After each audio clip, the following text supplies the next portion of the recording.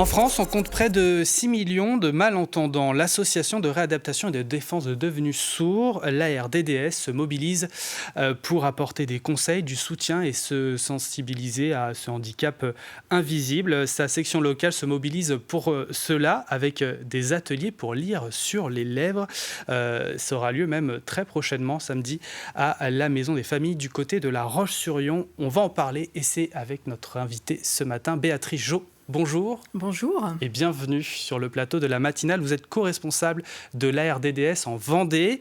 Tout d'abord, qu'est-ce que l'on peut dire sur votre association? Quelles sont ses missions?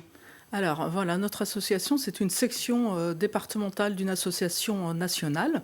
Nous comptons en Vendée 41 adhérents. Après, nous touchons un peu plus de monde tout au long de l'année. Donc nos missions, nos objectifs premiers, c'est de promouvoir la lecture labiale. On va en parler après, peut-être. On en parlera, c'est prévu. Accueillir et soutenir les malentendants et leurs familles et leurs proches, parce que le fait de devenir sourd, c'est pas toujours quelque chose de facile à vivre, parce qu'on est isolé quand on participe aux réunions de famille, où il y a plein de monde, comme on n'entend pas moins bien, on s'isole un petit peu, on ne participe plus.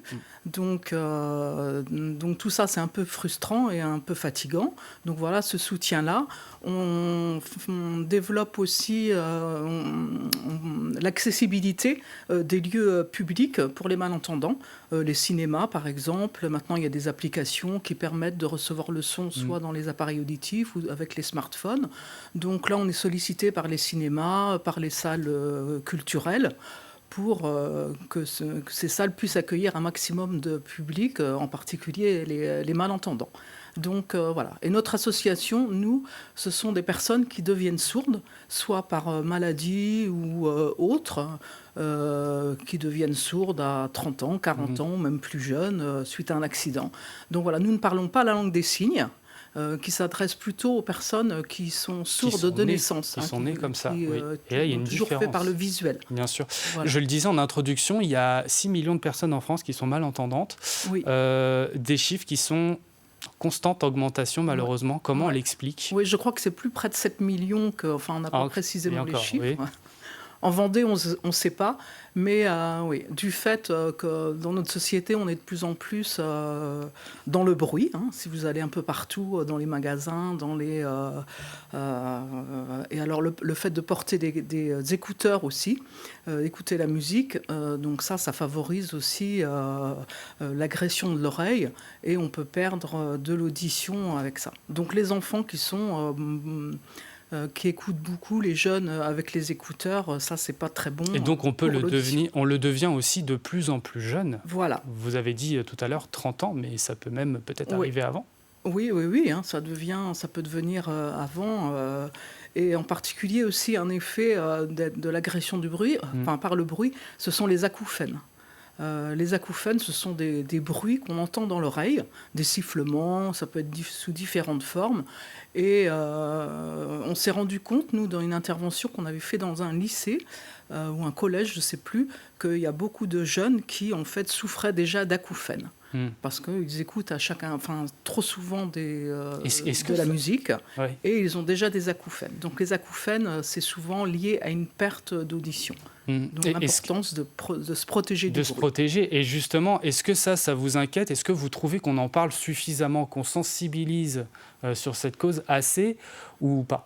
Pas forcément. Il y a quand même des choses, parce qu'on distribue des bouchons d'oreille maintenant dans les concerts, mais il faut savoir qu'à partir de 85 décibels, le son commence à être dangereux pour l'oreille.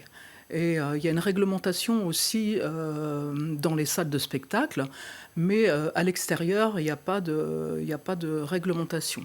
L'année dernière, à la fête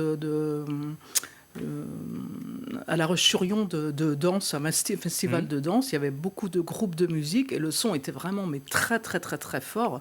Moi j'ai eu plein de gens qui se sentaient agressés, même des gens entendants. Donc on est un peu trop sollicité par le bruit. Et donc je vous le disais, vous organisez des ateliers pour apprendre à lire sur les lèvres pour les devenus sourds, parce que oui, ça s'apprend. Voilà, ça s'apprend de lire sur les lèvres. Instinctivement, on le fait. Mais ça s'apprend. D'ailleurs, les personnes malentendantes sourdes peuvent aller chez un orthophoniste ou une orthophoniste avec une prescription d'un médecin. Donc nous, ce qu'on propose, c'est une initiation, une découverte donc de la lecture labiale. On a 2 orthophonistes, on a toujours 2 groupes, un groupe de débutants et un groupe de personnes un peu plus habituées. Donc on apprend à reconnaître les sons, selon les voyelles, les consonnes, la position de la bouche est différente. Et après, il y a des sons qui se ressemblent. Il y a des sons, Les intonations. des intonations, la même forme de bouche pour des sons Oui. différents. Mm. Donc, après, on fait ce qu'on appelle la suppléance mentale. On reconstitue, on va saisir certains mots et on va essayer de reconstituer la phrase. Donc, ce qui demande beaucoup d'efforts. Mm. Et pour la lecture labiale, donc il y a des personnes malentendantes qui viennent et aussi des proches. Parce qu'en fait, pour qu'on puisse lire sur les lèvres, il faut bien articuler. Oui. Bien articuler, se positionner d'une bonne façon, pas à contre-jour, pas mettre la main devant la bouche, comme ça, par exemple. Donc tout ça, c'est des petites choses qu'on indique aussi. Il y a des techniques de base précises pour apprendre à lire sur les lèvres. On imagine qu'il faut aussi de bonne qualité d'observation. Voilà, il faut regarder.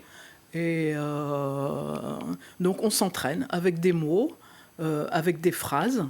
Donc souvent on le fait sur un thème, par exemple à Noël, on l'a fait en décembre, ça peut être sur le thème de Noël. Donc on s'apprend, enfin on s'entraîne à deviner les mots et les phrases. Donc c'est pas toujours évident, mais à force d'entraînement quand même, c'est un support, c'est un complément au port des prothèses auditives. Et qui seront les intervenants lors de ces ateliers ?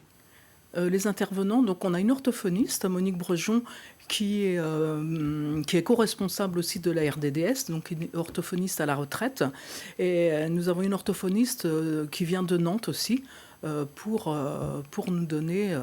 donc ce sont des professionnels quoi, qui nous forment et qui nous initient à la lecture labiale. Au-delà de ces ateliers, votre association a peut-être d'autres projets pour les malentendants ? Oui, donc nous intervenons aussi à leur demande dans des établissements de santé particulièrement. Nous allons aller au Greta de Challans pour des stagiaires qui se forment pour être aides-soignants, donc pour savoir pour eux comment mieux communiquer avec les malentendants. Nous sommes intervenus aussi à l'hôpital de La Roche-sur-Yon lors d'un forum handicap. Il y avait plusieurs stands d'associations de handicapés.